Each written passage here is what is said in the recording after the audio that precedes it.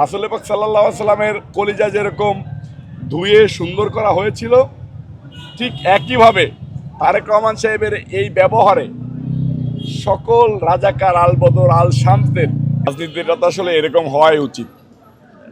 আমাদের দেশের রাজনীতিতে কোনো ভাই বিএনপি করে, কোনো ভাই জাতীয় পার্টি করে, কোনো ভাই আওয়ামী লীগ করে, কোনো ভাই জামাত করে, এরকম হয়েছে।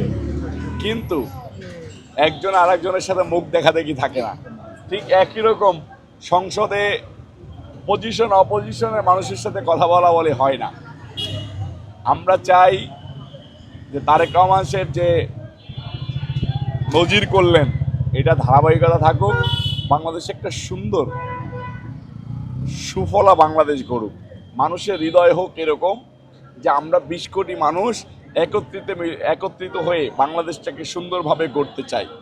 বাংলাদেশ থেকে সব মববাজরা নির্মূল হয়ে যাক, সব স্টুপিড মার্কা বেয়াদব ছেলেরা নির্মূল হয়ে যাক। বাংলাদেশ থেকে বাংলাদেশ বিরোধী, বাংলাদেশের মানুষের ভিতর থেকে বাংলাদেশ বিরোধী মনোভাবটা দূর হয়ে যাক, পাকিস্তানের পক্ষের মনোভাবটা দূর হয়ে যাক। রাসূল পাক সাল্লাল্লাহু আলাইহি সাল্লামের কলিজা যেরকম ধুয়ে সুন্দর করা হয়েছিল, ঠিক একইভাবে তারেক রহমান সাহেবের এই ব্যবহারে সকল রাজাকার আল বদর আল শামসদের হৃদয় ধুয়ে কলঙ্ক মুক্ত হয়ে সুন্দর বাংলাদেশ গড়াই অংশীদারিত্ব হোক সবাই, এটা চাই।